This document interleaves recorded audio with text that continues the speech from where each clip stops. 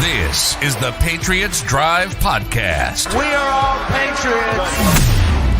Where we discuss, analyze, and answer questions to all things happening in the NFL and with our New England Patriots. Now, here's your host, Cole Kelly. Let's go!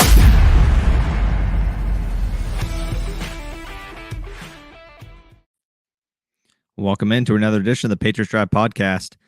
Patriots lost to the Vikings this week on Thanksgiving by a score of 33-26.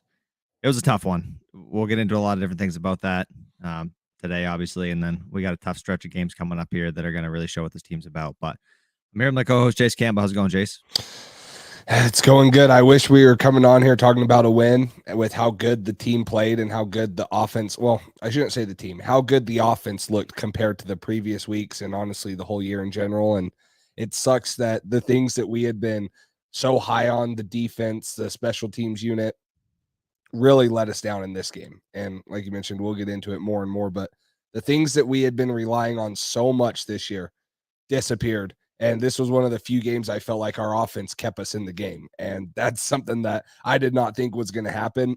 We all know, I saw a stat, when teams are scoring more than 25 points against the Patriots, Mac Jones is like 0-10, and that's not a good thing. So whenever Mac Jones and the offense gets rolling, the defense takes the night off and, makes it tough on the offense to keep up with them and stuff. So sucks that they're not winning right here in this game. And, now you fall behind Buffalo and the Jets and Miami just that much more with their wins today. So it was kind of a tough week. It was definitely a tough week. We lost you there for a second, or I lost you there for a second. But yeah, it was tough. I mean, like you said, we thought this defense was great. We thought we knew they were playing really good. I think we both kind of had a hesitation just with the teams we were playing, the offenses we were playing. We talked about last episode, I think, that when you play Zach Wilson twice in a period of 3 weeks, and then the other quarterback you're playing was the second-year, sixth-round pick or whatever he was, Sam Ehlinger, it makes your defense look a little bit better than maybe it is. And the Vikings is an elite offense. I mean, Justin Jefferson, Dalvin Cook, they got a bunch of dudes, Adam Thielen, TJ Hawkinson. They got a bunch of guys on that offense. And Kirk Cousins is no slouch. He's one of the most underrated quarterbacks in the NFL. Primetime Kirk, does that happen sometimes? Yes, it definitely does. But overall, he's a great distributor. He knows where to get the ball out. He doesn't make a ton of mistakes. He made a couple that we capitalized on one, but not the other. I don't know. It was a tough game. And you, even with how bad we felt the defense played, and every time that the Vikings were on the field, I just felt like they were going to score a touchdown. Even with that happening, the defense still, you take away the special teams touchdown, you take away the penalty on the fourth down punt by Pierre Strong, that kind of changes things because they went down and scored. That's 14 points right there that they wouldn't have had, and it would have been 19 points instead of 33, and that looks a heck of a lot better against that offense. So it's tough. It's just we can't have a game. We haven't had a game yet where the offense, defense, and special teams all clicks. Pilardi was bad. Our punter who's filling in for Bailey, he was great last week, horrible this week. He had a bad game. Just overall, we'll get into the officiating and that stuff as well, but it was a tough game. And like Mike says here in Ashton, we got a tough stretch coming up. So these are the ones that you really want to win when you have the game in the bag and you kind of blow it between special teams and a couple key penalties and stuff like that. And obviously some missed things by the officiating, but it was just a tough game. Well, and the other thing too is they go 8 for 15 on third downs. That's 53%. They're averaging 39%, almost 40% on the year.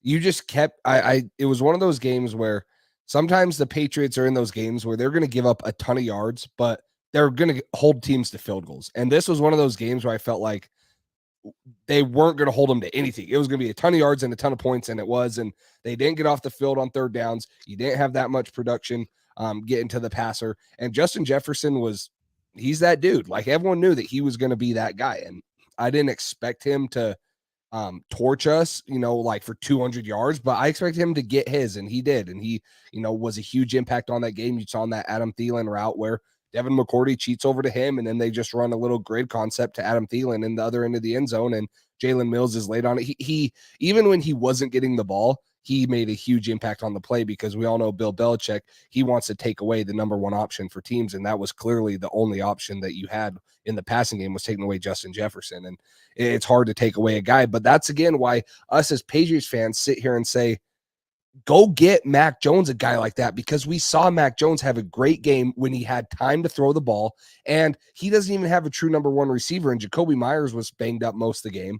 So you go out and you get a true number one receiver like Justin Jefferson. I think that this offense is just, they're ready to explode, but they don't have those explosive guys yet. So when now you're trying to compete with Justin Jefferson, Kirk Cousins, Dalvin Cook, and you're trying to win a shootout game with Jacoby Myers, Nelson Aguilar, Kendrick Bourne, that's when it gets really tough, when your defense isn't playing like they have. So the offensive firepower just is not there for the Patriots offense. And even though they played a hell of a game, you're like, we just need one more guy that, really is a difference maker on offense to push this offense over the top.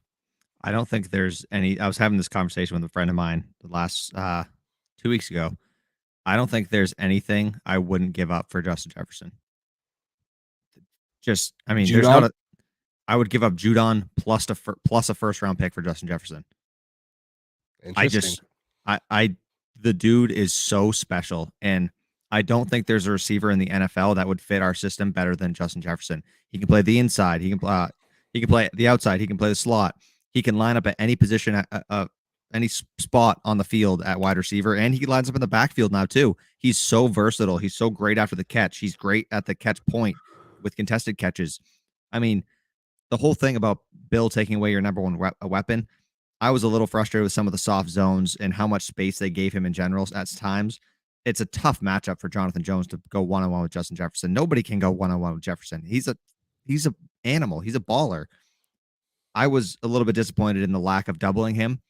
And then later in the game, in the second half, we started to double him, and McCourty runs over and pops him, and he still makes a catch. He is unbelievable. He's just different. He's different. And that makes the pain even worse that we were one pick away from having Justin Jefferson. That's everything we need on this offense, is that guy right there. And I want to give some context to our offensive success as well, because I know people are going to say this, which it is true. Vikings were down their starting defensive tackle and a couple corners. Does that make it a little easier? Yes, but this is still an experienced Vikings secondary. This team is good. They played really well. They held the Bills to under 30 a few weeks ago. And Jacoby Myers was out most of this game. He was out most of this game with that shoulder injury that he had. He came back. He played limited snaps, mostly on like third down and stuff like that. He was in at the end of the game on the last drive, but I was impressed. This is what the offense is supposed to look like. And like you said, if we have one more piece, one more explosive weapon on the outside, I'm not talking about a Justin Jefferson. That would be tremendous, but there's only one Justin Jefferson. If we can have a true difference maker at wide receiver, it's just going to open things up so much more. And we saw some better play calls. We saw even a lot of people said the offensive line played great. I thought they played good, but I think Mac just got the ball out so quick with the design of the plays. And then when he needed to take the shots, they did well protecting him, and he got the shots off and made a dime to Aguilar, a dime to Jacoby Myers, a dime to Devontae Parker down the left sideline. He was dotting the defense up left and right. Mac played really, really well. And did the O-line have a couple mistakes? Yes. Trent Brown went to cut block a guy on a deep route concept, and it got Mac sacked, and that was a huge play in the game, and it made it really tough, and that we couldn't score there anymore when we really needed points. So that was tough. But overall, great game by the offense. As always, there's things to clean up. Special teams, the officiating, and our defense just murdered us this game. It was tough to watch. Yeah, and Griffin right here is talking about, you guys think it's bad now, just wait till Bill is done. I don't want Bill to be done by any means. I don't either. But a lot of these things that we're talking about, Bill has not put a team on the field that is capable of winning championships. He talks about our offensive line's trash. This was the best our offensive line has looked in a long time, but you trade your best offensive lineman, arguably, well, probably not better than David Andrews, but you don't resign Joe Tooney. You don't resign Joe Tooney. You trade Shaq Mason for a sixth. You let or Ted whatever. Karras walk. You get a fifth round pick for Shaq Mason. Okay, now you're starting a rookie at left guard, which I've been pretty impressed with Cole Strange, except for the games when David Andrews was out and he looked unplayable, which is big. Yes, but you don't spend money. You do go out and you spend money a couple off seasons ago. Now, you don't re-sign JC Jackson. Now, he's not playing good this year. I understand it. I mean, I get it. He's definitely signed some guys for little contracts compared to, the guys he's let walk, and it's looking better on Bill. I'm not saying he's a bad coach by any means, but some of the decisions he's made putting this team together and constructing it is also a reason why we're in the position we're in right now. The post Brady teams that he has put on the field have not been very competitive just on paper, and it's kind of showing, in the game. So, and then you talk about his hiring of Matt Patricia being the offensive coordinator, who I think is coming into his own and he's being better, but he's not a competent, offensive coordinator for a championship football team, and he's not going to develop Mac Jones. So there's concerns of Bill, like, yeah, if he could just coach, he would be great. But he has a role in the GM. He has a role in the ownership. He has so many roles on this team. It's almost like there's too much for him to do. And he's lacking at some things. And he's still killing it as a coach. But yeah, he puts a game plan together that, with the lack of talent that New England has, gives them a chance to win every week, which says so much about him as a coach. But then again, the lack of talent that he has is partially on him. I agree. As a coach, he's tremendous. And part of a general manager, like you just touched on, was the hiring of Matt Patricia. That has been atrocious. That has been one of this team's biggest problems, is him being at the helm there and calling ridiculous plays that make no sense. And this offense has been a mess. It has. It's been a mess. The O-line has been a mess, which he also coaches. Joe Judge back there. And then you look at all the signings, like we just touched on it with the O-line. This has been horrible. You didn't trade Isaiah Wynn last year. You kept him around. You gave him the fifth-year option, whatever. Now he's here. Now he's playing. Now he's hurt. Trent Brown hasn't lived up to really kind of what we hoped he'd be. He's been healthy so far, which has been good, but he hasn't played as well as I think some of us hoped he would. He hasn't been bad. He's been one of our better offensive linemen for sure, but that doesn't say much with how bad our O-line has been. David Andrews and Mike Onwenu, as Ashton says here, they're studs. They're going to be here a while. Especially Michael Onwenu, he's great. Keep him at guard. He's spectacular. But signing Hunter Henry, signing Jonnu Smith, and they hardly contribute. Finally, Hunter Henry got involved the other day, and we'll touch on that touchdown, no touchdown in a few minutes. Finally, he got involved for the first time since last year, it feels like. So that was great to see. But then you look at Jonnu, paying him the first guy at a free agency that we signed, Jonnu Smith, hasn't been able to get it figured out. Whether that's the scheme, whatever it is, he has not been involved enough. Jalen Mills he was great last year. He hasn't been very good this year. Whatever. You can't hit on 100% of the things, but the whole thing, Cole Strange trading up to the first, or trading back and then taking him in the first round, reaching. He was great with David Andrews. He's been horrible without him. Like you said, unplayable. It's just, there's so many decisions that you can stack up and say, this is not what we're used to seeing as Bill Belichick, of putting his team in the best position to succeed and have success. When you see, like we talk about a million times, we talk about this all the time, all of the elite teams in the NFL have a difference maker at wide receiver. They just do. It's just a fact. Or a difference maker in like Travis Kelce is basically like a wide receiver. You know what I mean? So it's not, It's different for the Chiefs, and they have Pat Mahomes. So that's a little different, but we just don't have that. And he refuses to do anything about it. He refuses to trade picks. Instead, he wants to use a first-round pick on fucking Cole Strange instead of trading it for a wide receiver like Tyreek Hill or any of these other guys. It's just a lot of AJ Brown. Like, it's so many mistakes that we've seen here over and over again about not doing the right thing for the team and not putting them in a position to have success. I don't know. I don't know if it's him being stubborn in his old ways and thinking it's just going to eventually work, but it's not working. It's not working, and something else needs to be done. I love him as a coach. He's a tremendous coach. He's a great game planner. He knows what he's doing better than anybody else as far as football schematics go. But as far as building and constructing a roster, you can't just add your buddies to the team who coach defense, think they're going to be absolutely fine, give your rookie quarterback a horrible offensive line, no offensive talent around him, and a horrible defensive coach coaching offense. It's just not going to work. None of it makes any sense. And everybody before the season said, what the hell is Bill doing? None of this makes sense. And we continue to see week after week, this team is not going to go places with the way it's constructed right now. It's just not. It's just a fact. I'm sorry, but this team is going nowhere right now. Go ahead. Well, I was just going to say the thing is Matt Patricia is going to be good for a game. or two.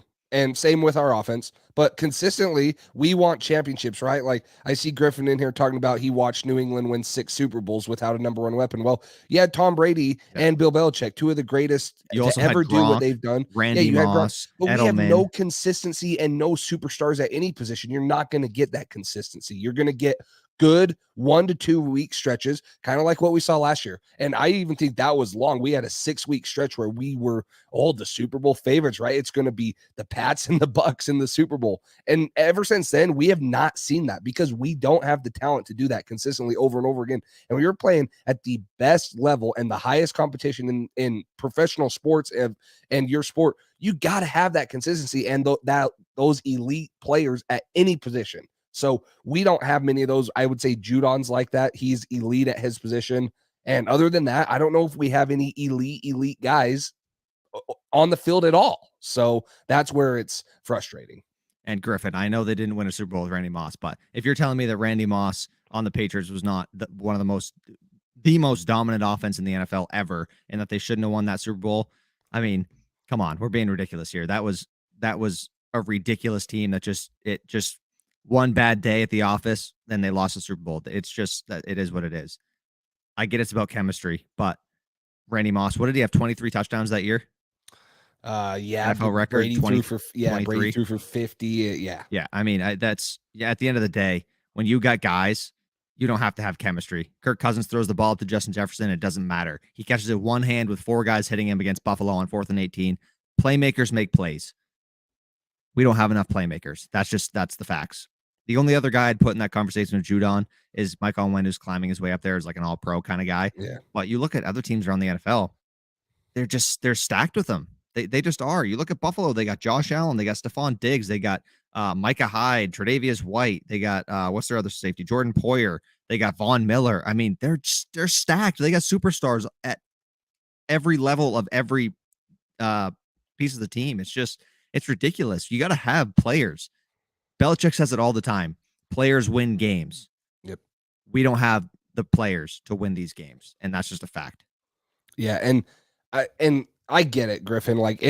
I still believe that you have to build through the draft. You have to build young talent and get it on your team and develop it. But the Eagles were 9-8 last year, and yeah, they made a ton of good moves. But the one that's probably paying off the most, AJ Brown. You think AJ Brown and Jalen Hurts had any chemistry before? They did not go to college. They maybe threw for 3 weeks in the postseason before they got to OTAs. And that's one of the biggest ones right there. You see all the time where teams go out and they trade for all pro type of guys and they come in and they make an impact. So yeah, but then again, the Eagles, they draft Jordan Davis. They've drafted a ton of guys in the last couple of years. They drafted Jalen Hurts. They developed him. But when you are so close and you need one guy to push it over the top, that's when you go get that all pro guy. And then that's what makes it click. So that's what we're complaining about is we're not only hit and missing on a lot of draft picks. We've, hit some good draft picks and then we've missed on a couple, but we're not even going out and making trades or signings that are going to bring you good veteran leadership and immediate starters and immediate impact players where you don't just have to keep developing through the draft year after year, which you can do that. That's fine, but you're probably not going to find success, very often. You maybe are going to have one good year and then you're going to probably fall off, but you got to continue to get immediate impact guys and then work in the young dudes that are going to be your future. So that's where it's frustrating in my opinion. Yeah. And I got a few things to touch on here. Ashton says Gronk was the only elite offensive weapon we won a few Super Bowls with. James White, Jules, and Hogan. 2 Jules. We had Julian Edelman. 2 different Jules. You don't remember? Okay. All right. Julian Edelman was one of the best slot receivers in the NFL. He was, and the chemistry, you guys want to talk about chemistry. The chemistry him and Brady had was ridiculous. And one thing that Mike says here, what Brady did isn't the norm. That's not the Patriots standards. Belichick has to recreate that again, which is exactly kind of what I'm talking about. When you have Brady, he makes up for things like that, where you don't necessarily have to have Randy Moss every year to win a Super Bowl. When you have Tom Brady, he makes up for a lot of that, and he can make mediocre players look really good. But we don't have Tom Brady. We have Mac Jones. We have a second-year player. So what do you think is going to make Mac Jones have the most success? giving him a bunch of bums and a horrible offensive line, or adding an elite playmaker like Jamar Chase for Joe Burrow, which skyrocketed Joe Burrow to superstardom. Josh Allen, adding Stephon Diggs, skyrocketed him to superstardom. Jalen Hurts, you add AJ Brown, skyrocketed him to superstardom. This is what happens. It's just a fact. There's no arguing with that. Adding an elite wide receiver to your NFL football team with a young quarterback makes them tremendously more likely to have success. That's a fact. There's no arguing with that. So is the wide receiver, a stud wide receiver, the only thing we need? No, absolutely not. We need a lot more than that. And that's what we're saying is Belichick has not done a good enough job putting a team on the field that is going to have success, not just wide receiver, but that's a big part of it. If you can add a stud wide receiver, that's going to open things up for the rest of this offense. And I would argue that that is probably our top priority right now. We need a corner as well. Our corners have held up really well so far. We're starting to get into the really elite talents. Now we're going to be facing Diggs, Devontae Adams, DeAndre Hopkins. I mean, we got a bunch of studs coming up, but when our defense is allowing 3 points to the Jets and keeping the Colts to low scoring games and these other teams or whatever, when the defense is playing well, our offense hasn't been able to keep up in shootouts. That's just kind of what we've seen. Adding an elite wide receiver is going to do that. It's going to help you do that. And then you can start adding pieces to the O-line, to the defense, stuff like that. A wide receiver is a top priority along with a couple other things. But overall, as a roster, we need to do better. And I'm not saying trade all your picks for certain players, but Belichick, when's the last time Belichick made a trade to get an elite player that's going to change the game? It's been forever. He doesn't like doing that. But then he goes and uses his first-round picks on horrendous players, Isaiah Wynn, Sony Michel, N'Keal Harry. I mean, the list goes on. Cole Strange we'll see what he is, but he hasn't been great without David Andrews making up for all his slack.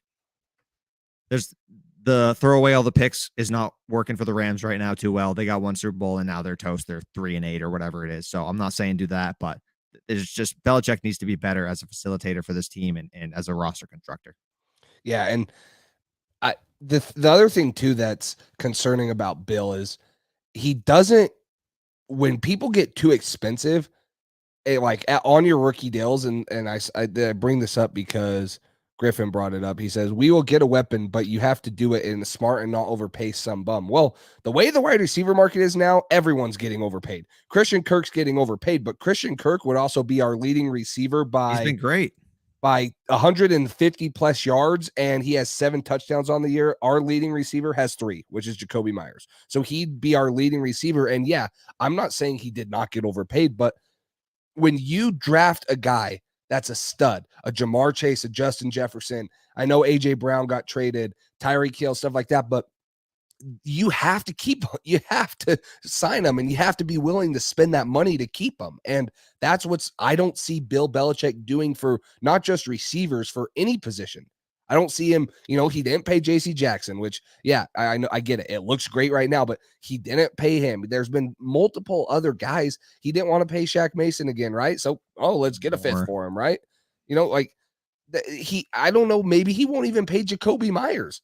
So to me, it's about, yeah, we got to draft better and we got to develop homegrown talent and we got to, keep guys that we're drafting. But I don't think Bill's going to do that because he's so stubborn and he's so set on, this is my price range. Once you're just going to be out. Well, then we're going to be in a continuous loop where we're just going to keep getting rookies and they're going to keep getting bigger contracts from other teams. And we're just going to have to restart over and over and over again. And we don't have Tom Brady to lure in free agents that are going to take a pay cut to win a Super Bowl. And we don't have, the greatest quarterback to ever play this game on earth to mask our, a ton of flaws that we have. So that's where I'm like, yeah, I want Bill Belichick to be here as a coach, but I don't know if I want him to be here as a GM for much longer. And I love this comment by Mike. I think he hit the nail on the head with this one. Belichick is going to have to start out-talenting the opponent now, bottom line. Nowhere to hide. This pick's better hit. So that's just, you can't just take a bunch of average football players with a second-year quarterback at the helm and think that they're going to win a ton of football games and compete for championships. That's just not going to happen. It's not realistic. You got to get talent, and that's not what we have. We don't have enough talent. And if anybody wouldn't have traded a first-round pick for AJ Brown last year, like the Eagles did, I think you got some serious thinking to do about your entire life, because he is ridiculous. And I would have traded a first and a third or fourth or whatever they wanted to grab AJ Brown, because he's a freak, and those guys aren't available all the time. They're just not. And when they are, you got to jump on it, and you might have to overpay. But guess what? Now you got the guy, you got him locked up. You don't have to worry about it, and you can start focusing on other things on the team. I'm not saying, oh, trade 3 first-round picks for AJ Brown and pay him $40 million a year and screw us on cap forever. No, but you gotta pay for playmakers. That's the bottom line. And the teams that are doing that are going to Super Bowls. They're going deep in the playoffs. They're competing for the division, whatever. And right now, we're sitting at the bottom of the division below the Jets, Dolphins, and Bills. We're out of the playoff picture entirely right now. It's not ideal. And I agree. I think last year we both had the mindset where New England, we knew this was going to be a long rebuild. I'm not complaining that we're not Super Bowl contenders. I'm complaining because we got worse from last year. And I just want to see a direction. I just want to see a plan. I don't see a direction. That's the thing. Last year, we got from where we were last year to where we are now, we got worse. We lose our offensive coordinator. We sign a defensive line guy and a failed head coach, which I love Matt Patricia, but he's not an offensive coordinator. So I don't see a positive direction. There might be a direction that some people see, but in my mind, it's not positive. And yeah, we have a ton of cap space. We can go out and sign. Carlos right here asks, aside from the draft, who would they trade or sign for? And I don't know if there is anyone. It's not where Tyreek Hill wants out. Debo already re-signed. AJ Brown wants out. Like, we missed our opportunity. So now you have to go in the draft. And I think there's a ton of really good receivers this year. You got Quentin Johnson, Jordan Addison, Jackson Smith and Njigba, Josh Downs, Kayshon Booth. There's going to be guys, but is Bill going to take a first-round receiver, or is he going to resort to a first-round tackle or trade back and do something else? And, you know, that's where I'm sitting and I'm like, what's the direction of this team? And obviously the last 6 weeks of the season will tell us, depending on how they finish and then going into the offseason with the cap space. But right now, the direction of this team is not trending upwards, in my opinion. And until we see Bill and the front office go out and sign guys that prove to us as fans and as from a team building standpoint that, hey, we're trying to compete with the Bills and the Dolphins, and we're trying to, you know, set Mac Jones up for success, even though he had a great rookie year. We're trying to continue to develop him. Then I'll still question where this team's going and what they want to do and what they want to achieve in the future. Exactly. And that's what I'm worried about, is we missed our opportunity on a lot of these guys. We did. There's no superstar free agent wide receivers this offseason. There's none. And the guys that you could trade for, Jerry Jeudy is probably the best, most realistic guy you could trade for. And he's not, Jerry Judy's good, but he's not what we're talking about. And this is what I would see. Bill Belichick overpaying for a guy like Jerry Jeudy for no reason, like just in spite of, like, I don't know. Sometimes I think Belichick does dumb shit just to prove a point, as like, oh, you all wanted me to trade for a superstar wide receiver. Here, I gave up 2 first-round picks for Jerry Jeudy. Like, there we go. Oh, I gave $12 million a year for Nelson Aguilar. There's a second-round pick for Mohamed Sanu. Like, what are we doing? What are we doing? That's just that's kind of what I see. And I agree with MA football guy. I just where's the plan? I don't see it right now. And we're not trying to be doom and gloom. I know this has been a very down podcast for kind of what you guys are used to, but I'm a little concerned. I don't see a plan. I see they're ruining our quarterback, who's a second-year quarterback who has a ton of talent. He just hasn't been put in a position to have success. I don't know. Griffin says we have no faith. I mean, what is there? I'm the most, Cole will tell you, I'm the most like optimistic. Jace is so optimistic. Like, but I'm sometimes too not optimistic. But at the end of the day, there's a difference between not having faith and just opening your eyes and not just having blind faith. And you know what I mean? I'm not just going to say, oh yeah, Patriots are doing a great job when they're not doing a great job. And I don't see a direction. I don't want to lie to you guys and say, oh yeah, they're going to be Super Bowl contenders next year. When in all honesty, I don't know if they're making the playoffs next year. Why should we have faith right now? Now I get it.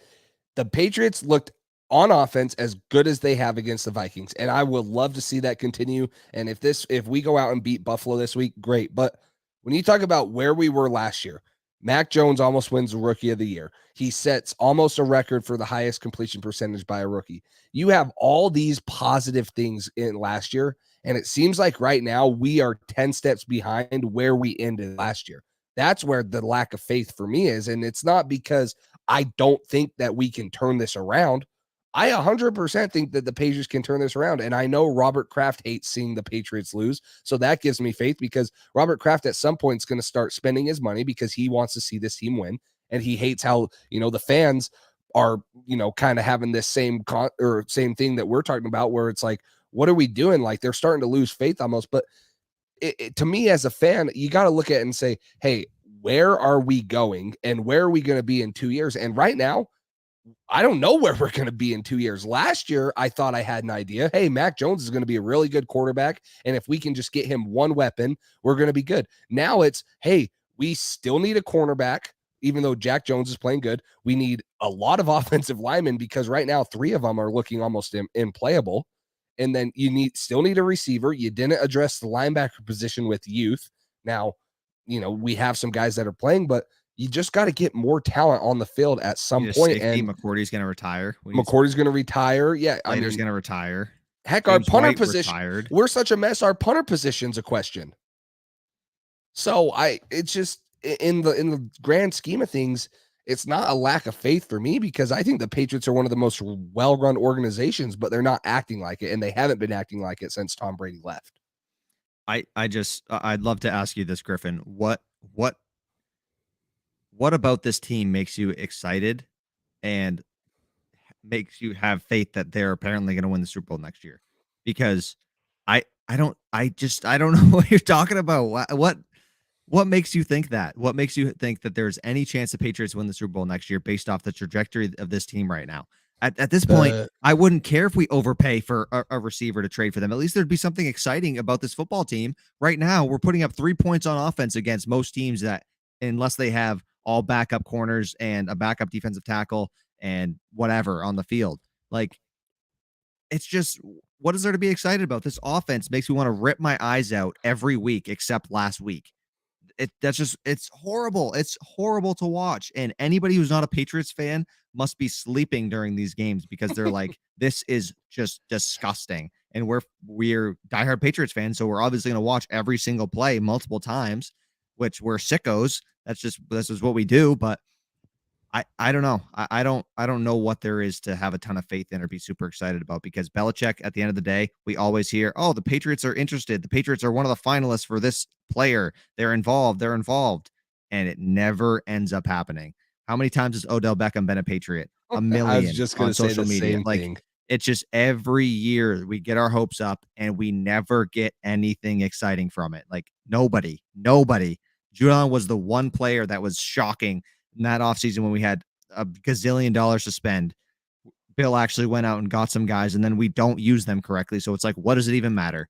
If you're gonna spend $30 million between, if you're gonna spend $40 to $45 million between Aguilar, Jonnu Smith, and Hunter Henry, why can you not spend 25 on AJ Brown, Tyreek Hill, Justin Jefferson, Devontae Adams?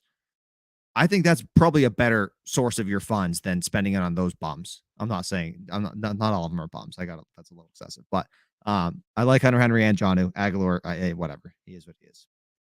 Yeah, and I get it. I'm super excited about all the cap space New England has. New England has a lot of really good picks. They're going to have their own first round pick. They're going to have their own second round pick. They're going to have a very, very early third round pick from Carolina in the trade that we made with them last year, where they got Matt Corral, maybe a comp pick. I don't think anymore because of JC Jackson, but you're talking about that with his contract. You're going to have an early fourth again. You're going to have your own fourth. You're going to have another fourth at pick, whatever. I forget who that one's from. But you have a lot of opportunities next year between cap space and the draft to improve this roster. But that's where my lack of faith is we just have not continued to see New England use all their cap space and be smart with it and, make these big time signings. So I know that, who was it right here? Carlos asked, Cole, what would make you feel better? Like, what is a realistic move that would make you feel better in this offseason? I don't know. Orlando Brown from Kansas City. I don't know. I mean, I'm just throwing out guys that I know are going to be free agents. You got certain guys, but then again, you go back to the draft and you say, well, you got to get younger at some point. And so I would love to take a first round receiver. Then again, I think we still need to get a first round tackle or a first round cornerback or something. There's a lot of first round talent we need on this team, and you only have a certain amount of ways to improve it. So there's a lot of moves I think you can make. I don't know what your thoughts are, though. Yeah, real quick, I'll let you continue, but I just want to give you the list of free agent wide receivers for next offseason. It's bad. Juju Smith-Schuster. Yeah, it's bad. Jacoby Myers, Alan Lazard, Darius Slayton, Matt Collins, Paris Campbell, Nelson Aguilar, Randall Cobb, Marvin Jones, Greg Dortch, McCole Hardman, Demarcus Robinson, like Jarvis Landry, Damiere Byrd. We want Damiere Byrd round 2. You want to come like this? There's nobody. There is nobody, and that's what makes me not have faith. Is we had opportunities. We could have traded a first round pick. That's it. A first round pick for AJ Brown. Couldn't pull the trigger. We could have traded a decent amount for Tyreek Hill, but look what the Dolphins did, and they are at the top of the division. They're leading the division, and they're like the number 2 seed right now or something, behind the Chiefs only. So you gotta make moves, and we just don't do it. There's not a lot of positions that excite me right now. It doesn't. There's not. That's why I don't really know. When we'll get into it as we kind of know all the free agents. But like you said, Orlando Brown is a free agent. Jack Conklin. But there's not even a ton of names there necessarily. It's just, I don't know. I don't know where we go from here. I feel like I would have jumped at an opportunity when an opportunity pops up to get a player that is going to be a difference maker. You got to pull the trigger, and sometimes you got to overpay. And guess what? The draft is a crapshoot, and if you suck at drafting, use your picks for something good. I mean, you even just look at the Patriots free agents. Jonathan Jones is going to be a free agent, and he's in the same boat, in my opinion, that JC Jackson was last year, where he is probably going to be able to get more money from a lot of other teams than New England, and he's going to be 30 by the time he gets to next season. So what do you do with him? And then if you remove him, he's our best cornerback right now. Now the cornerback room's really bad. Now, Devin McCourty, he might retire. Jacoby Myers is a free agent. I 100% think you should re-sign him to whatever he wants. If it's $15 million, I'd give him $15 million, because if you don't go get another receiver and you lose Jacoby Myers, who's our best pass catching option at the receiver position, you're screwed. You probably don't re-sign Nelson Aguilar. You probably don't bring him back. Jabril Peppers, Raekwon McMillan, who's been playing really well. Like, you got some guys that, yeah, we have $100 million in cap space, but you're going to have to address your own free agents before you ever think of re-signing any of these other guys, or you're just going to have major holes. So I don't know what they do. Who was it right here? Griffin asked, how are the wide receivers looking in this upcoming draft? If you guys don't know, I'm like a huge draft guy, college football. So the receivers are, this is a solid class. You got TCU has one, Quentin Johnson, 6'4", 215. Honestly, I want to compare him to AJ Brown, but it's hard to compare someone. But if I'm talking ceiling, like Quentin Johnson, AJ Brown, big physical receiver, runs well with the ball in his hands, can get vertical. And we all know TCU's that came out of nowhere and is the number 3 seed undefeated right now. Jordan Addison, USC, a little smaller guy, but can run the whole route tree. He was the Blendikoff winner for Pitt last year. Jackson Smithman-Jigba, everyone knows about him because of his Rose Bowl game, and then he really has been hurt a lot of this year. North Carolina has a Blendikoff finalist this year, Josh Downs. Kayshon Boutte out of LSU. You got Jalen Hyatt, who's been a part of Tennessee's lethal offense, who's averaging 450 passing yards a game, whatever it is. Like, there's going to be guys there, but there's been guys in the draft also for the last 3 years, and we've never seen Bill go out and get one. The one he did go get is N'Keal Harry, who had a lot of question marks coming out of college, and he decided to take a shot at him instead of AJ Brown or DK Metcalf, or Deebo Samuel, or, any of those guys. And obviously they said they would have taken Justin Jefferson if he was there one pick later. But I guess we'll never know. But there's a lot of guys that can improve this receiver position, and I don't know if Bill's still going to do it. So at the end of the day, Belichick is a good enough coach, even with the situation he's put a lot of the team in, to keep us competitive, where we'll be either the number 7 seed or right outside the playoffs probably come the end of the season. And We're not going to have a bad enough pick to take one of these guys. We're going to have to probably trade up if we want to get one of these elite guys. And at the end of the day, is he going to trade up and use draft capital to go grab somebody like that? If you're going to do that, you could have just traded the first round pick for AJ Brown and paid him, a guy that you know is a complete difference maker. And sometimes you don't always know with rookie wide receivers, especially when we're horrible at developing them, apparently. Go get a guy that you know is already good and he doesn't need to be developed. He just you put him in, it's plug and play, and he's dominant. You can throw him up the ball and he's going to make a play. And we just don't have those guys. So yeah, that's about all I got on that for now. But yeah, and I swear we have this conversation every like 2 or 3 podcasts about getting more receivers, but it becomes more relevant when you play games like this where you should have won this game. Like Mac Jones played so well, 364 yards, no interceptions. Should have been 3 passing, should have been 3, right? Should have been 3. And then that probably would have put him over 280 yards because that was a 20-yard pass. It would have been 400 yards about. Yeah, because I think it was a 17-yard completion. It would have been something like that. So he's pushing 400 yards and he played good enough. Like for all the doubt that Mac Jones has had this year, he played good enough for New England to win this game. But it shows the lack of talent across the field at all positions, not just the receiver position, but at all positions where we play good in one aspect of the game, but then we don't have the talent to play good at the other aspect. And it always seems like, the defense plays great, but you win 10-3 against the Jets and you have to score on a special teams touchdown because the offense was bad. And then, the offense played the best game they've played all year, put up 26 points. Mac Jones almost throws for 400 yards, no interceptions, should have been 3 touchdowns. And now the defense can't get a stop to get off the field at all. And so there's just a lot of holes. And this game is the reason it's so frustrating is because this is a 9-2 Minnesota team who just beat Buffalo in a crazy game. And you had every chance in the world to beat them on Thanksgiving in primetime.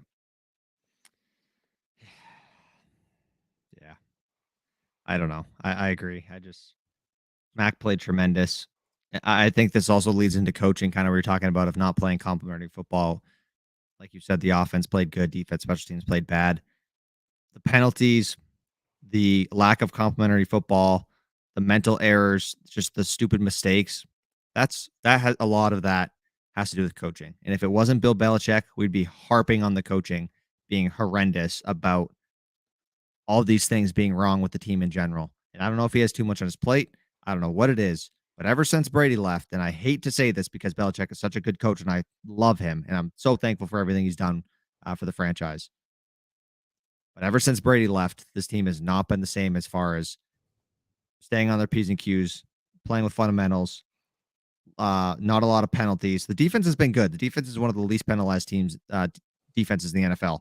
But overall, offense, special teams, stupid mistakes.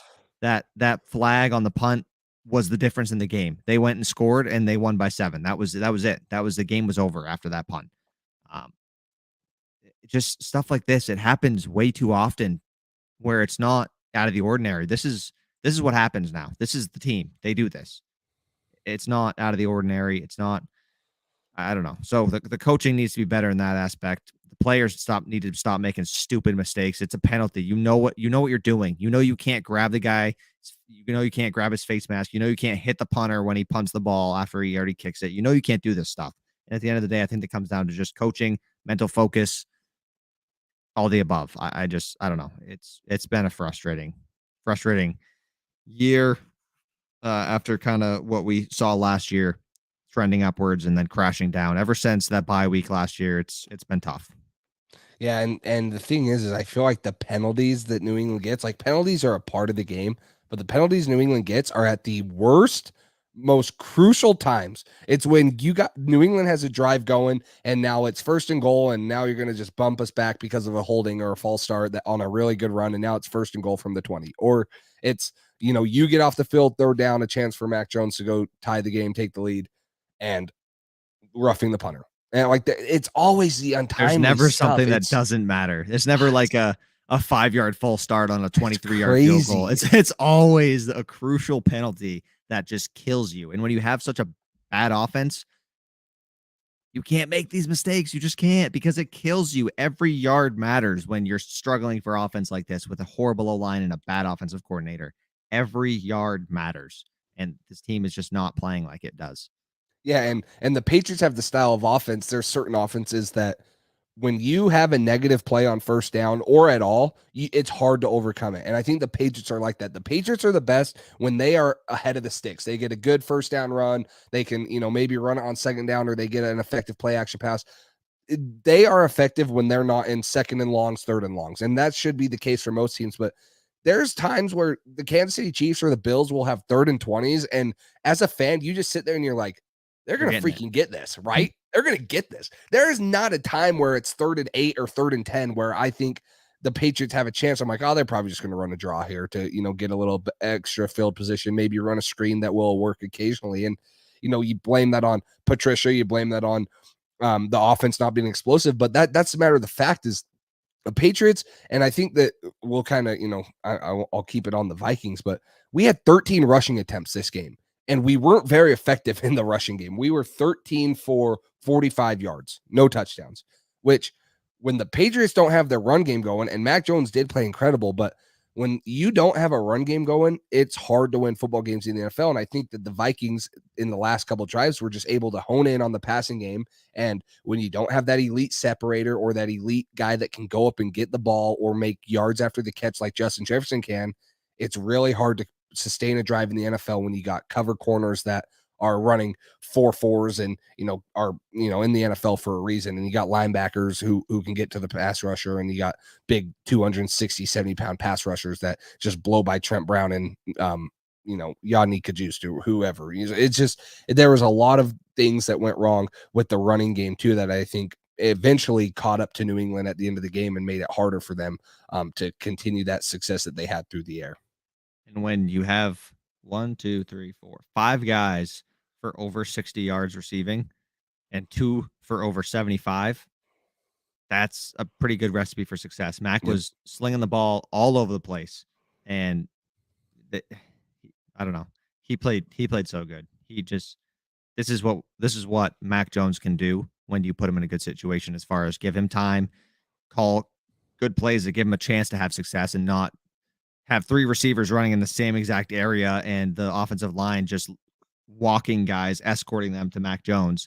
This is what he can do, and he showed that. And I think that was good to see. I think it was very refreshing for me, at least, to see him slinging the rock again and doing good. So this would solve all of our problems, right? We should hire him as our GM. You think Ramos would know? Yes, he is an absolute joke.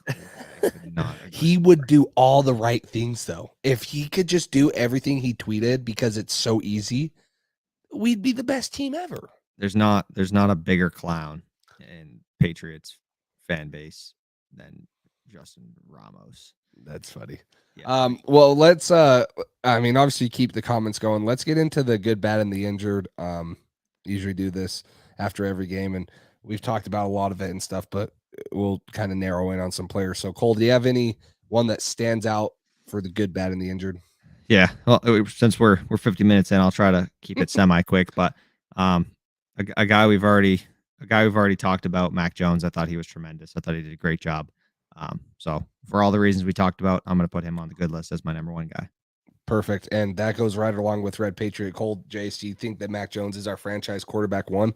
Yes, I do. And this game proves why he is. He struggled all year, but when you get the offensive line around him, and if you can just get him an offensive coordinator that's competent, someone to develop him, and I think eventually a receiver, I have no doubt that he's a franchise quarterback number 1. Yeah. He hasn't played like it this year, but I have no doubt that he can be. I have a lot of confidence in Mac, and maybe that's blind faith, but I don't know. I think we've seen flashes of him when he's put in a good situation where he can be really good for this football team. And I just want to see him with a good situation around him, because I think if you plop him in Miami right now, that team is doing just as well, if not better. I truly do. I have a lot of faith in Mac. So I think he's a franchise quarterback for us.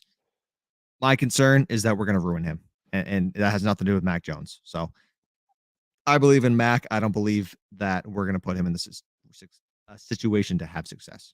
Yeah.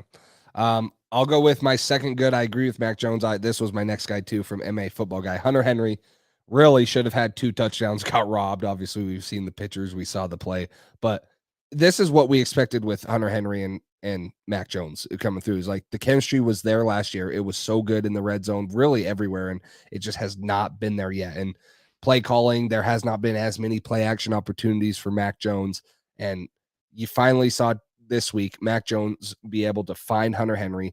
It was great to see him target him in the red zone. And that's what this offense needs. This offense has struggled so much in the red zone. And then you find your big tight end right there. So yeah, Hunter Henry for sure is on my good list. I agree. He did really good. It was good to see him get involved again. My next guy was Ramondre Stevenson.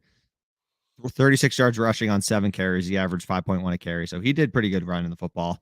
And then he had 76 yards receiving on 9 receptions for 8.4 yards per catch. He's a lot of our offense right now. And he had over 100 yards again, 112 yards total with that. So you got to put him on there as well. Yeah, for sure. I thought Devontae Parker was also good. He led the team in receiving, 4 for 80, had a big long 40-yarder. It's honestly, like you mentioned, like having 5 guys over 60 and 2 over 75 should be enough. But you ran out of steam at the end, and you really the defense really didn't bail you out too many times to get off the field and give you a chance to really play catch up. But I think the whole receiving core, Aguilar had a couple good catches, 6 catches on 8 targets. Obviously that touchdown, and that ball is beautiful by Mac. He holds the safety just enough with his eyes and is able to lace it in there. It reminded me of that Kendrick Bourne throw against the Browns last year. Browns. So that was a little more contested, but this is kind of reminded me of that. Yeah. So I think that honestly, the offense as a whole, when obviously we talked about it being their best game, it was good. The offense, you could almost put all of them on the good list. You can't because of obvious reasons, but yeah, the offense, the offense, the way they played this week is good enough to win you games in the NFL. Maybe it's not good enough to beat the Bills and stuff, but if you can get the Vikings, or if you can get the defense to shut down the Vikings, that offensive performance was good enough to win you games in the NFL for sure. Yeah, no, I agree. And Red Patriot here, talking about the Zappy chants after the Bears and stuff like that. Yeah, if you're still chanting Zappy, you don't know anything about football and you're being a clown. And that's all I got to say about that. I don't want to give too much attention to the clowns that are doing that stuff because they don't really deserve the time of day. So they're not real Pats fans, in my opinion. Gronk and Brady to the Pats. Yeah, that'll do it. Bring back the old days. I heard some people genuinely think Brady's coming back next year. I think that's craziness. I would. With Edelman. Edelman tweeted that he might be looking to come. Right. Let's run it back. Would you wait? Here's a question. If Brady retired, and you guys can let us know in the chat, would you accept Brady as the offensive coordinator over Matt Patricia? Absolutely. It's probably absolutely yes. Not even a question. Not even a question. But I would take Tom Brady's son Jack as our offensive coordinator over Matt Patricia. Is he 15? I would take him over Matt Patricia right now. That's funny. That's funny. If that tells you how I feel about him. Yeah, spoiled fans. Yeah. All right. Next guy on the good. We talked about the offense and stuff like that. The only other guy I wanted to touch on, and maybe you won't agree, but Marcus Jones, he just makes plays on special teams as far as when he gets the ball on a return and he has a chance. I know that last one he probably should have let go towards the end of the game, but he was just trying to make a play. I don't blame him for it. They probably told him, I guarantee they told him, hey, see if you can make a play, because he did that last time. 46-yard return. I thought he was going to take it to the house again on that special teams play on the kickoff. He's a stud back there. He makes plays. He makes a difference. So I'm gonna give him a nod on the good list as well. I thought he was one of our other good players. And then let's see if you say this guy, but I have one other guy too. Were you gonna say Nick Folk? Yeah. I saw his stats, obviously 4 for 4. I was gonna say Raekwon McMillan. He had 2 TFLs, 3 total tackles, all 3 solos, 2 TFLs. So a couple times he made a bunch of big plays too. Like they were like, yeah. I mean, he's shooting through the line and blowing up zone schemes and gap schemes. And to me, he looked really impressive. And you talk about last year, we talked about this, where why would New England re-sign a guy that just tore his ACL? Well, I think we're starting to see it, and I know the linebacking corps is still iffy, but Raekwon McMillan, the coaching staff, Bill Belichick, they have a lot of faith in this guy, and I'm starting to like him more and more. I think that he's played great. Mac Wilson played good. I think that there was a lot of good. I mean, obviously, you only held the rushing game to 57 total yards on 27 carries, so the whole front seven really knocked out the run pretty well. I agree. He definitely deserved a nod on the defense. Anytime we saw a big play happen, a tackle for loss behind the line of scrimmage, a guy flying in there, you would assume it was a guy like Duggar, and then you look and it's like, oh, that's Raekwon. Yep. Like, good to see him showing some flashes. So that was good to see for sure. Anybody else you had on the good list? No, that's about it. On to the bad. You can start us off. Zebras. Zeros? The zebras were my number one zebras. bad. The fucking zebras.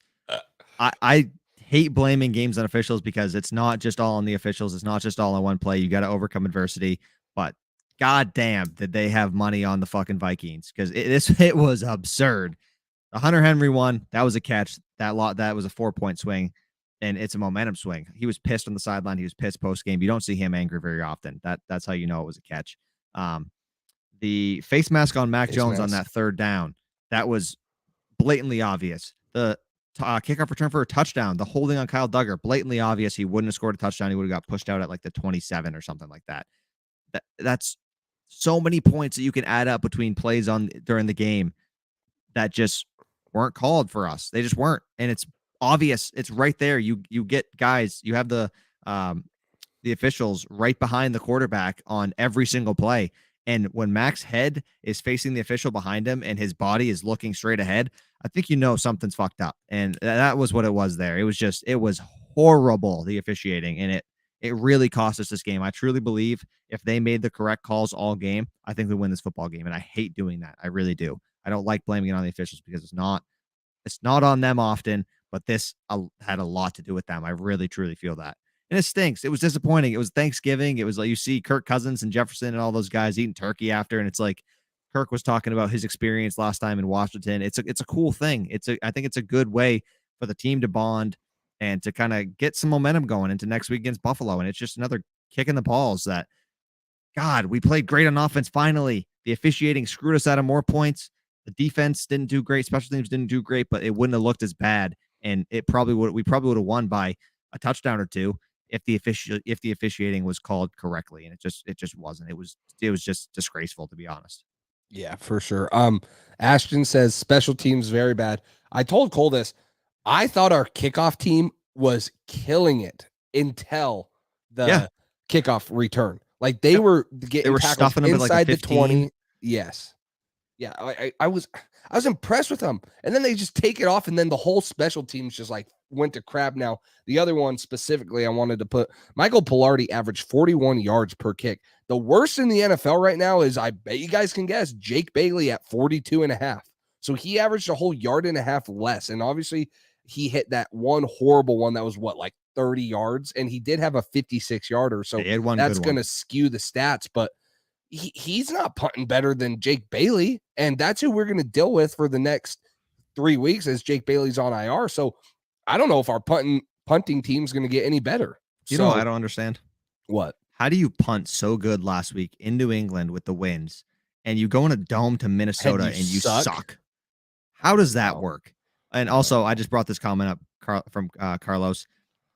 The broadcast, it was awful. I mean, Jason Garrett was kind of bad too. Oh my God. The entire crew up there was just anytime the Patriots had like a slight false start or anything was like, oh my God, yeah, that's a missed call. And then Mac Jones gets his head ripped off, and it's like, all right, now on to commercial. Like, it's like nothing happened. It's like it's clear they have Patriots hatred boiling in their blood, and it sucks to watch that. Freaking Bill Belichick has whooped both of them coaching, and so they're both like, oh, we know that they're going to get those calls, blah, blah, blah. Yeah, it's so stupid. I gotta vent. I gotta vent really quickly. I'm gonna try to make it quick. I know we've already been going for an hour. The Hunter Henry catch. What do they always say before you overturn a call? You need clear and obvious, indisputable evidence to overturn it. There was none of that. And I saw a couple tweets about this. They took so much time to look at that. If it takes you that long, you probably shouldn't overturn it because you know what I mean? It's obviously nothing's obvious. If you got to look at it that hard for that long and look at every angle for that much time, you don't overturn it because there was no clear and obvious evidence. His hand was under the ball. And the explanation they used post-game, they used a rule from 2017 or 2018 that got changed. That was their definition. He had to survive the ground, which that rule has been changed and is no longer in effect. So it's like, Carlos, I know. You should have, if we would have done the post-game that night or the night after, there would have been some real anger on here, Carlos, and it would have been bad. Some people would have left. People would have been like disturbed, and I don't know. And oh my God, don't even get me started. The Travis Kelce one a few weeks ago was called a touchdown, and the ball was 18 feet behind him. But it just, I don't know. It just rubs me the wrong way when we lose in this fashion, and it feels like we deserve to win, and we made the plays, and it just the fucking Zebras fucked us again. I hate it. It brings me back to the N'Keal Harry thing against the Chiefs. I'm still mad about that from 3 years ago. I just, I don't know. That would have been his saving grace on the Patriots if that would have counted. He'd still be with us. But no. I don't know. I got nothing. Yeah. I'm done. No, I mean, I would say that's not the deciding factor of the game because there's a lot of things New England could have done, but it's hard to overcome a call that big and that obvious. And it really did take the wind out of the Patriots' sails. It was a difference because, you score a touchdown there. It's a huge difference right there.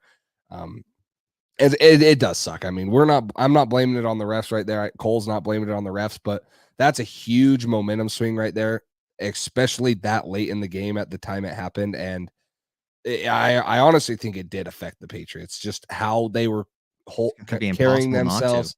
Yeah. I mean, that's a huge swing in the game if you score right there instead of kicking the field goal. So it's frustrating. And then you've seen all the stuff on Twitter. Everyone has like how, his fingers are under it. And it's just, and that's the thing that's frustrating too, is I don't know if anyone knows what a catch in the NFL is anymore after the Kelce one being a catch and then this one not being a catch and the Des Bryant one. And supposedly they changed the rules. And it's just, I still don't know what a catch is. I still don't. And I mean, I coach college football. I watch football every week. In the NFL, I don't know what a catch is because there's really not a clear, decisive rule that makes 100% sense because they make it and then they go out and make calls like this. And you're like, well, that's not the rule you just wrote up in the off season. So it's confusing to me. You know what the only logical explanation is? What? It took them that long because they called somebody, had him go grab a coin or something, flip it. Best like 2 out of 3 or something, 3 out of 5 maybe. And they're like, all right, it's no catch, no touchdown. All right, on to the next. We'll explain it later. We'll figure it out. We'll use a rule from ancient times that doesn't exist anymore, whatever. But all right, that's enough. That's enough for me venting. You guys are probably tired of hearing me venting, but if you follow me on Instagram, you got plenty of stories that night. Plenty. I was pissed. I was so mad. I was so mad. Oh my God. And I forgot about that. The Hunter Henry pass interference where he got just dragged to the ground basically. And it's too much. All right. Yeah. Flip a coin. Yeah. So anything else you want to talk about as far as the bad goes? I don't even remember kind of how much we talked about. But yeah. The defensive line, I expected a lot more from not only pass rush wise. Yes. Yeah, a lot more. Only one sack. The defensive line and the run game did great. Like they held Dalvin Cook to, on 22 carries, he only had 42 yards, 1.9 a carry. That is really good. The D line was really good in the run game. They let Kirk have a million seconds every single time he dropped back. They just didn't put enough pressure on him. I don't know. Okay, yeah. Last thing. This is the other thing. Are you going to comment on this? Yes. Last thing. Comment. Last thing. The ball crossed the line twice. And he still caught the ball and it didn't hit the ground. So that's it. That's all I got. That's it. I can't keep going. I'm going to go forever. Well, yeah, that's the thing that I'm talking about where there's no clarity. If you're running the ball and you reach the ball over the goal line and then fumble it, once it's over the goal line, it's dead. Now, if you fumble it before the goal line and it goes out of bounds, it's a touchback. So why is it any difference if you're receiving it and you catch it over the line and you have control of it there? Shouldn't the play be dead? Shouldn't that be a touchdown right there? You clearly have control of it. Now, then you go to the ground and supposedly lose control. So now they're just grasping at straws, saying you're different if you're a receiver instead of a runner. Makes no sense. So, yeah. Also, Judon was dropping into coverage a lot, which is not something we see from a ton. I don't know if that was a planned schematic change that we were just going to mix it up against him, but it clearly wasn't working. So I don't know. And Judon didn't get a sack, so Micah Parsons is right on his ass for the sack leader, which is unfortunate. It was a crappy day. It was a good Thanksgiving. Got to watch some good football. But then the Lions blew it against the Bills. Yeah. I don't know. I don't know. I was not thankful for football that particular day. I was angry. Yeah. So let's move on to the injured right here. Damian Harris, the big one. Are there any other ones that you obviously Jacoby Myers with the shoulder too? Yeah, Damian Harris was the main one on crutches. He wasn't at practice today. David Andrews was at practice again. Isaiah Wynn, I believe, was back as well. I think. Yeah, I know it's tough. Sadly. But, oh no, we're getting our starting right tackle back, but we're sad about it. Gosh dang it. Maybe starting left guard, maybe starting left tackle. We don't know. Who knows? Yeah, Wynn was back. The only guy missing was Damian Harris and was it Lynn Bowden from the practice squad, something like that. Yeah. But the only big one, Damian Harris, that's tough. Ramondre's going to have a lot on his plate. Pierre Strong might get cut after that horrendous mistake. That was another big factor in us losing. So who do you trust? You bring up JJ Taylor again? You trust Pierre Strong? You trust Kevin Harris? Pierre Strong. Or do you trust Pierre Strong? You put 100 carries a game on Ramondre's back and let him get hurt too, and then we'll have no running backs. It's like, I don't know.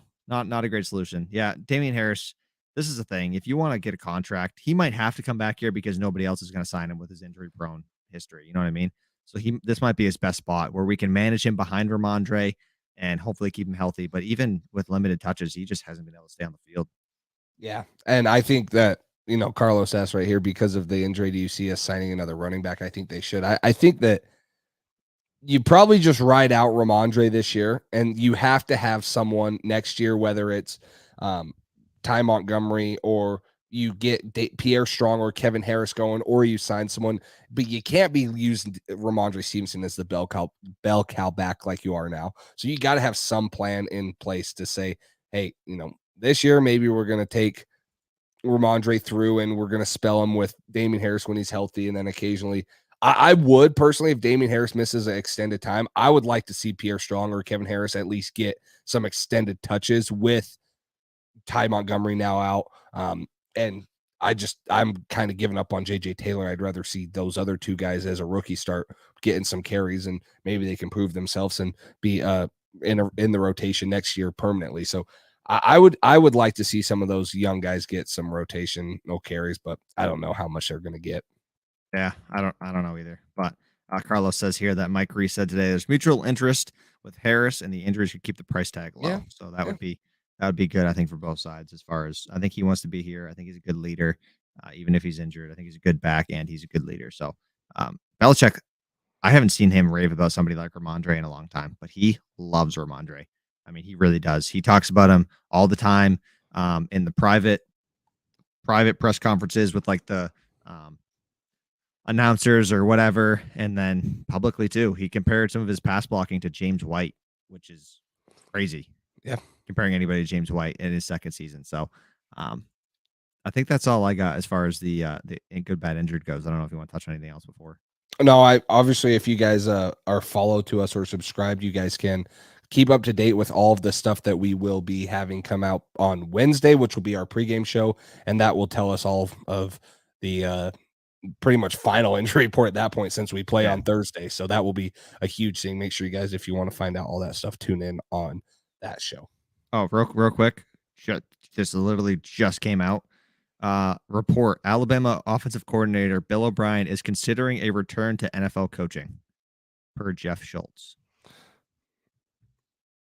And I would take Bill O'Brien, but I've been kind of disappointed with the Alabama offense this year. Now, that's not saying that he can't come. Like, I would take him over Matt Patricia. Don't get me wrong, but I would say that where New England fans viewed him at last year and where he's at this year probably is a little bit lower, but still, he has experience in the NFL.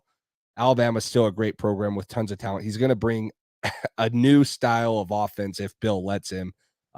And, obviously being Alabama with Mac, maybe they'll have some sort of connection there. And the one thing I do like about him is he has experience developing quarterbacks and he at least has called an offense before. So that's the huge plus. So Agreed. All right. Well, before we hop off, I'm going to do a quick little ad read. If you guys don't know, we're sponsored by Underdog Fantasy. So we'd like to thank our sponsor today from Underdog Fantasy. With Underdog, you guys can go and download the app on underdog.com or download the app on the App Store. You can get up to 20 times your money in a single night. All you have to do is pick higher or lower, and you can double your first deposit up to $100 by using our code PATSDRIVE. You can either use the code that's in our bio, or you can just type in Pat's Drive at checkout. Again, that's your first $100 doubled by Underdog Fantasy. So we appreciate that. Again, this is available in 41 of the 50 states. So this is not like a sports book where you're probably not going to have a chance to do this. This is very easy for people to have access to. And all you have to do is make up to 5 picks and you can get up to 20 times your money. Cole's won a ton of money off of this. I've won a little bit, not as much as Cole. I haven't been as lucky, but I keep playing it. I keep doing it. It suckers me in, and we're happy to have them as one of our sponsors. So thanks to Underdog for that. Yeah, absolutely. Go download that if you guys haven't already, and use our promo code Pat's Drive. There it is right there. Oops. Yep. If I say Patriots Drive, I'm an idiot. Just click the link in the description. That's the easiest. Go to our Instagrams, click the link there and one of our little story things under our profile pictures, or just go in and use Pat's Drive. We've already had one person do it, and a couple more that we don't know of. Cole had a buddy do it. So hopefully he's winning money off of that. Hopefully you guys can win money too. And we can do daily fantasy where, say Monday or say Wednesday when we get on here, if we want to do a daily fantasy for the upcoming NFL slate, we could throw one together real quick. And if you guys wanted to draft while we're on live, we could do that and just compete against people on this podcast. But make sure you go do that if you're trying to win some money. Yeah. Don't be like me though. Be like Cole. Cole's a lot better at this than me. Or if you guys are interested in this and you do use the code and you want us to give you some picks that we like for the week, we can talk about it in here. We can make our bet slips together, whatever. So if you guys are interested in that, download the Underdog app, use our code, and we appreciate all your support, guys. And thank you guys for all tuning in. Griffin, Carlos, MA football guy, all these guys in here. Yes. Ashton, the real Bravis Bravis. I always forget how he told us to say it. I think he said Bravis, right? I think so. I think so too. But yeah, we appreciate all you guys' support tuning in tonight. I know it's been a wacky schedule for us. It's been chaotic, but we should be back Wednesday night previewing the game Thursday versus the Bills. The throwback unis are back for the last time this year, so I'm excited. Hopefully, we don't get our ass kicked in them, and we will. We get to see Mac in them for the first time too, because he wasn't in them against Detroit. So as long as he stays healthy during practice. So shoot, knock on wood. Say that. Knock on wood. All right, I'm getting out of here before I say anything else. Thank you, guys. Thanks for listening to this edition of the Patriots Drive podcast. Follow us on social media to stay up to date with all things New England Patriots. Make sure you tune in to the next episode and check out patriotsdrive.com for more great content. We're on to Cincinnati.